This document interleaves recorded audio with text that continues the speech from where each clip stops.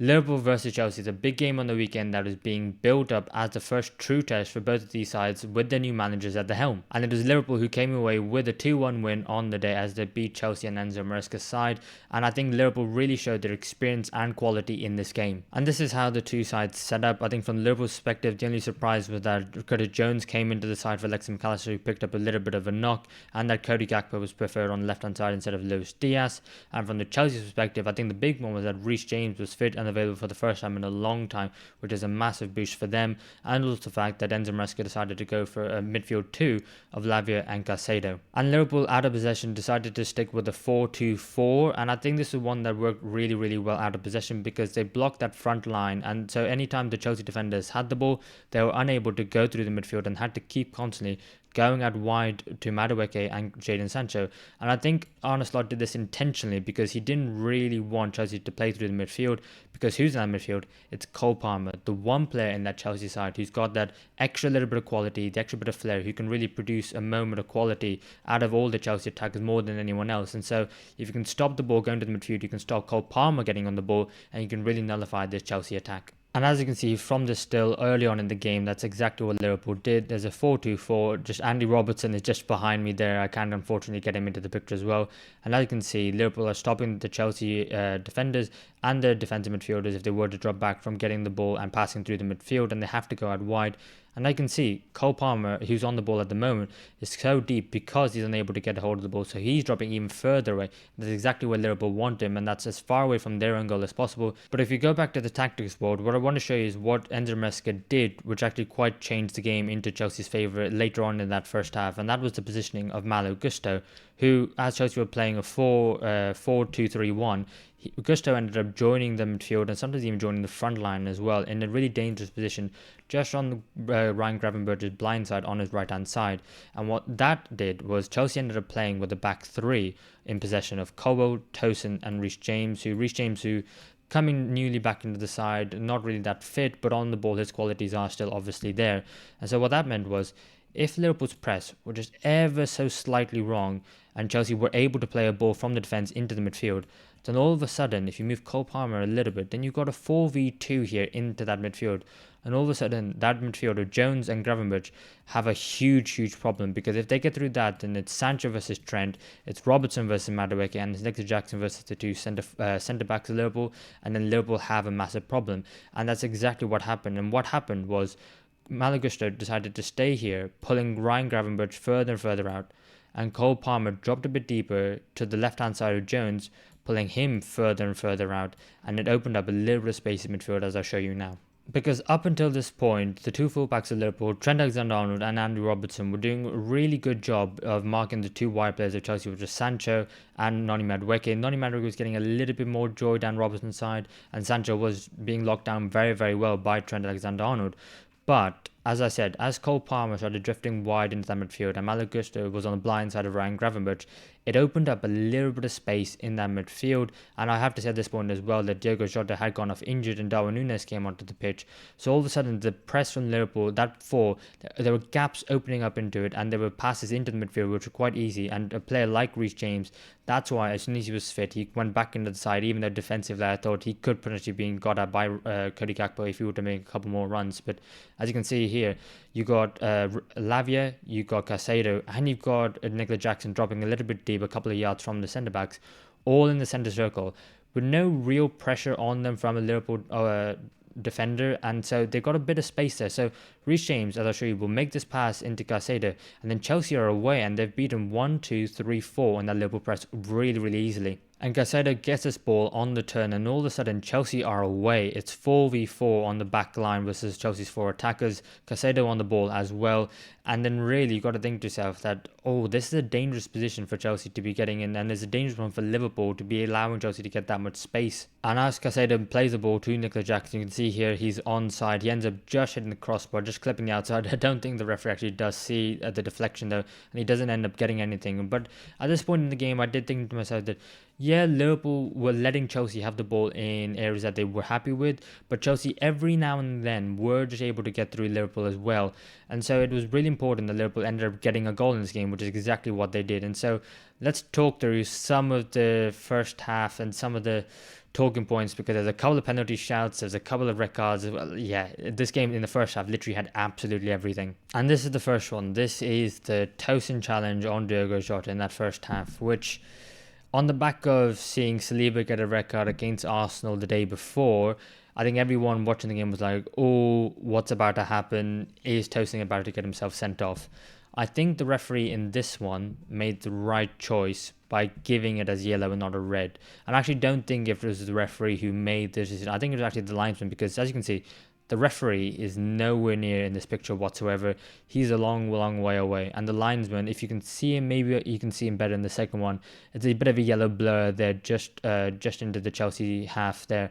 And I think he's so close there. I think he's the one that probably advises the referee to make the decision. But I pause it here because this is where Tosin first makes the contact on Jota. And from here, you think to yourself, yeah, okay, that's a red. But the next still I'm about to show you, the ball just slightly veers away from the goal a little bit. And I think maybe because of the challenge and the pressure that Tosin's putting on Jota slows down a little bit. And so maybe it shows that maybe Cole was catching up. But yeah, I think this was just a yellow, but I'll show you the second one. And here it is as Diogo Jota goes to the ground and Tosin falls on top of him. But as you can see, the ball hasn't travelled as far down the pitch as you'd think it would. It ends up slowing down. It veers slightly away from the goal as well. And so I do think that Jota would have ended up going wide. And so you're trying to think about where the ball is going, where's Tosin positioning. And yeah, it is a clumsy challenge. I don't think it's actually one that he needs to make. Very similar to the Saliba one against Bournemouth. But I do think that this one is yellow because compared to Saliba's challenge on Evan Nielsen, the ball was in swinging into the middle of the pitch. So that's why I think it was a red card. Whereas this one, the ball was going slightly outside, going further out wide. So I think just about a yellow card on this one, not a red card for me. But let me know what you guys think in the comments below. And then you have this one, which is the Chelsea shout for penalty. Trent Alexander-Arnold on Jadon Sancho. And I'm struggling with this one because, yeah, I've paused it at the moment where Trent makes contact with Sancho's foot. But really, if Trent as the defender makes a challenge on Sancho, and does he get any part of the ball? No. Does he get the man completely? Yeah. Does a challenge prevent Jadon Sancho from carrying on with his movement and trying to attack the ball? Yeah. So I do think this one was maybe a penalty, and if the referee gave it on field, I don't think VAR would have overturned it. But I think this is where we are now with VAR, where you got the referee's call on the pitch, and so it's got to be very clear and obvious. Was it clear and obvious? It was very close to the line, but I think that if the referee gives this decision on the field, the penalty stays, and I don't think VAR overturns it. But I think it's one where because it wasn't given, the VAR isn't going to overturn it. But is it clear and obvious? I mean, Trent gets no part of the ball, that's all I'll say. And then you have Cole's challenge on Mohammed Salah. And for me, I don't think this one was a penalty. I think Salah is looking forward a little bit. I think you need just a little bit more contact inside the box to be given a penalty. And yeah, well, Levi Cole does end up planting his right foot. He doesn't make any contact with Salah there, and he's just trying to outmuscle him and get there before him. And this is played further along, and it's Salah's left foot which ends up going down to the ground. But I just think that there's no reason for him to go down there. I think he can actually carry on his motion, unlike Jadon Sancho earlier. So I think for me, this one was not a penalty. If it's outside the box, it's definitely a free kick. But I think there is a higher bar when it's in the penalty area. And so for me, this one wasn't a penalty, and it was a right decision. And then we come on to the one that was given as a penalty for Liverpool, which was the Curtis Jones one. Again, it was Levi Colwill in the very much the thick of it in this game. But I think this one for me is a penalty just because of the fact that compared to the Salah one, Colwill doesn't go through Salah. He stands it up. He tries to outmuscle him, but he doesn't go through him with his foot. With this one, Levi Colwill does go through Curtis Jones, and he doesn't get any part of the ball whatsoever. And so for me, this one is hands down a penalty, and the right call was made by the referee. And of course, as we all expected when Mo Salah was standing over it, of course he converts a penalty. Of course he does, because he is frankly a world-class player and one who for some reason is still now underrated. I saw a stat at the end of the game where he's now entering the top 10 Premier League goal scorers of all time. He's now level, I think, with Jermaine Defoe, and I think one behind someone else. It might be Robbie Fowler. But I think, yeah, Mohammed Salah was so good in this game. He's world class, and when he steps up to take a penalty, who else do you want but him? And then you've got yet another penalty shout. And for me, this one, I think eventually the referee did come to the right decision with the help of VAR. I think that Robert Sanchez does end up getting the ball first and ends up knocking it on to Curtis Jones. And I think I saw a lot of people saying, well, how on earth is Jones ending up on the floor like that? Well, I think to myself, in this position, if you're the attacking player, you have to go for it, and Jones does.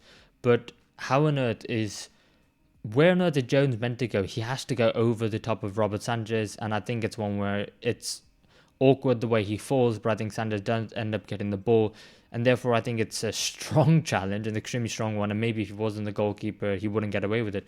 But I think because he's the goalkeeper, he gets his shin, I think, to the ball first ahead of Jones, and he knocks it onto Jones, who then ends up putting it through him. But yeah, for me, I think this was just about, again, the right decision. And at the start of the second half, I thought to myself, okay, Chelsea were doing all right, but maybe they need to make a couple of changes. What they did do was they brought on Pedro Neto for Jadon Sancho, who I think is a bit more of a direct threat down the left-hand side. And I did think that while Sancho got a lot of touches in that first half, he wasn't getting any change out of Trent Alexander-Arnold, which is credit to him for really improving his defensive side of the game. Something that in these big games a lot of people would be looking at and seeing as a weakness for Liverpool. But I think he really shut down Jadon Sancho. I think Pedro Neto with a bit more pace and a bit more directness was really what was needed. But at the start of the second half, it was Chelsea who ended up getting the goal as well. And this time, it's Malo Gusto coming into the midfield, but instead of staying wide on the blind side of Gravenberch, he ends up cutting into the midfield as well this time, and he ends up playing the ball to Moises Caicedo. And I just want to quickly bring you back up to here, because this is the chance in the first half that Nicolas Jackson had. It was Moises Caicedo to Nicolas Jackson, and the run he made was almost identical to the one which he made to score his goal in that second half, where it was on the back of Virgil van Dijk in front of Ibrahim Konate into that channel, and he ended up this time hitting the crossbar. But then the second time in that second half, he does end up finding the back of the net. And back to the second half, as you can see here on the ball, Moises Caicedo making that pass to Nicolas Jackson. Then he's only just onside because Ibrahim Konate, at the moment that Caicedo plays the ball, his left leg is a bit further out. He doesn't want it to be there. He's trying to pull it back, but just because of the speed of the play and the quality of the pass by Caicedo, he ends up playing him onside. And so Nicolas Jackson gets another goal, a player who is getting a lot better actually, and with more and more game time is improving year on year. And I think it's one where maybe in the future we could see Nicolas Jackson staying as Chelsea's number 9. I think, yeah, I'm kind of calling off on Chelsea need a number 9 for now. Maybe they need a bit more depth, but I think Nicolas Jackson is doing a fantastic job so far, and Chelsea very early on make it 1-1. But if you take it from the last time I showed you the tactics board a couple of minutes ago, this is how Liverpool set up, obviously with the 4 and then Chelsea's 3. But what happened was, if Liverpool were to win the ball, and here, for example, Szoboszlai, Gakpo, Jota or Salah, then it is a 4 versus the Chelsea 3 at the back. And so what really ended up happening was the fact that Jones, if you look at his average position, it seemed like Liverpool were playing a 4-3-3 with Gravenberch a bit deeper and then Szoboszlai one side and Jones the other. But what it actually was Jones having, so much energy in this game and the lung capacity to go up and down the pitch, that he was just an absolute unit, bombing up and down this pitch. And so while it was sometimes Szoboszlai, it was also sometimes Curtis Jones as well in here. And so if you think about, I think the way that Liverpool ended up getting the first penalty shot was that Salah, because Gusto was so high and wide, which is a risk that Maresca took, Salah, if he ends up getting the ball, Cole ends up coming out. And at this point, I think Jota had gone off injured, so let's bring in Darwin Núñez. And so Tosin ends up marking Núñez. Cody Gakpo keeps the width against Reece James, and so it allows another one of the Liverpool midfielders to make a run from deep and get himself into the box. And while you expected to be Szoboszlai, he ended up dropping deep to try and help out as well sometimes, and it ended up being Curtis Jones, who was just so full of energy and so full of quality in this game as well, picking the ball up in these situations, passing the ball to Salah, and then getting himself into that box. And I think I want to give credit to Darwin Núñez as well, because as he came on the pitch for Jota as he went off injured, I don't normally associate Darwin Núñez with, immaculate work off the ball and defensive duties. I think of him as a try-hard who huffs and puffs but doesn't always get it right. But but I think his defensive work in this game was phenomenal, and a player who's really shown a bit of growth in the last few weeks, not always starting week in, week out, and also someone who's had a big part so far under Arne Slot, really showing his maturity and maybe some growth as well, which is really good to see. But as Curtis Jones, every time he got the ball, it was Salah out on this wing and making the ball into Darwin Núñez with his outside of his foot, or Jones then making the run into here, which is where he ended up getting one of the penalty shots, but it's also where his second goal from as well. And I thought Curtis Jones in this game was absolutely phenomenal. And just some stats for you on him: he had 56 touches in the game, 37 out of 41 accurate passes, 2 key passes, 1 penalty won, 1 goal, which we'll come on to a bit later. But I thought Jones in this game was, like I said, my man of the match, because coming in for Alexis McAllister, you probably think to yourself that Liverpool's first choice midfield three is this one. It's Szoboszlai, Gravenberch, Alexis McAllister. And you think to yourself, okay, that's it, that's set. But there's one player in that Liverpool bench who could probably make a difference in that maturity. It is Curtis Jones. And you think to yourself, it's one of those three now. And maybe in rotation with Alexis McAllister, maybe when Szoboszlai, gets as he plays a lot of games, he runs a lot, so maybe when he gets fatigued a bit, maybe Curtis Jones goes in there as well. As that's a midfield three, maybe you swap Alexis McAllister and Curtis Jones around. But I think he was absolutely phenomenal, and I think he deserved the man of the match in this one. Liverpool end up coming back into the game and making it 2-1 not long after that, and it was just like I showed you on the tactics board. It was Salah out on his right hand side, and it ended up being, in this case, I think it was Malo Gusto who came out to him, and he was a bit more defensive in this half. But then you got the run by Szoboszlai pulling out Romeo Lavia, and so Salah ends up cutting inside and playing a wonderful ball. And yeah, some of the balls that Salah played in this game, some with the inside of his foot, some with the outside of his foot, I think he showed all of his range of passing in this game and showed what a world-class player he is, because I think this was just absolutely phenomenal, this assist. But credit to Curtis Jones for making that run from deep, keeping himself onside, and for Núñez to stay in an offside position and actually realise what was going to happen in here, and then decide to himself that, you know what, it's rather I stay here, maybe make all the Chelsea defenders not move at all because they don't think so. And I think actually it's really poor defending by Reece James on the very far post, because he can see the run by Jones. He's going to try and play him offside, but Jones times the run so well that he's on. And so I think Reece James should, already having played everyone else on, should just go with him. And I think Jones, ends up getting the goal. And I think it's probably a bit of miscommunication within the whole team, and I think Reece James is just a little bit rusty in this situation. And I just wanted to pause it here because I do have an issue here with Robert Sanchez. I think he is a good keeper, but at times, sometimes he plays heart attack football, and I'm thinking to myself, what are you doing, especially with some of his passing? But I think here, his decision making, this is the exact moment where he sees Curtis Jones in that position with the ball going towards him. And I think because of the incident in the first half, the VAR overturning the original decision of a penalty, because when he clatters into Jones, I think because he sees the player in this position, and it's Jones again as well in the exact same position, I think he thinks to himself, right, I can't make that mistake again. They only just overturned it for VAR. Maybe he's seen that at halftime, maybe he hasn't, who knows. But I think he should be charging out here, Curtis Jones, and he doesn't quite do it. And I think it's because he's still got that incident in the back of his mind from the first half. Because if he were to charge out immediately, he could have got there before Jones, because he doesn't take a great first touch. Yes, he ends up converting it. Yes, it's a goal in the end, but with just a little bit more pressure, if he gets on top of Curtis Jones, is he able to maybe smother it? Can he get the shot away? Maybe I'm just nitpicking a little bit, but I just do think that in this one, I think he definitely had that first situation in his head and just thought, you know what, I don't want to risk it again. So he just stood back a little bit too far, and it ended up leaving Jones with a very easy decision just to toe poke it past him and to make it 2-1 to Liverpool. And that's how the score remained for the rest of the game, as the Reds ended up beating Chelsea. But I do want to say that I have been quite impressed by Arne Slot so far this season. Only the one loss for Liverpool against Nottingham Forest in all competitions at home. And I do think it is one where I'm seeing small little tweaks week by week, again, depending on the opposition that Liverpool are coming up against, which are really impressing me. And this one, I think that Curtis Jones, whether Alexis McAllister was fit, whether he played or not, who knows. But I think you have to give credit to Arne Slot for getting the best out of his players when they do play. And I also think that, like I said, Mohammed Salah is world class. I think he had a great game. I think Trent Alexander-Arnold had a great game defensively in this one. I think it's one where there was a cross that came into the back post, and again, you probably think of 1v1 defending and cross at the back post. That's where Trent Alexander-Arnold's weaknesses are, and I think in this game he had examples of where he defended both of them really, really well. And I think, Liverpool, fantastic win, and so they go into the next game against Arsenal in the league, and yeah, we'll see how that one goes. That's going to be a big one. But for Chelsea, I think when you think about what they did against Liverpool last season when they went to Anfield, a 4-1 defeat, I think it was. I think it was the one where Conor Bradley did really, really well in that game. And compared to that 4-1 versus 2-1, yes, just on the scoreline, it's a better result for Chelsea, even though they still lost. But I think also the performance, you can take a lot of heart from it. I don't think Chelsea played great in this game. I do have to give credit to Liverpool for that, though. I think Chelsea did have some opportunities. I think Cole Palmer, especially on the edge of the box. I think there's a couple, one where he got smothered, one where he did get a shot away, but he got just over the bar.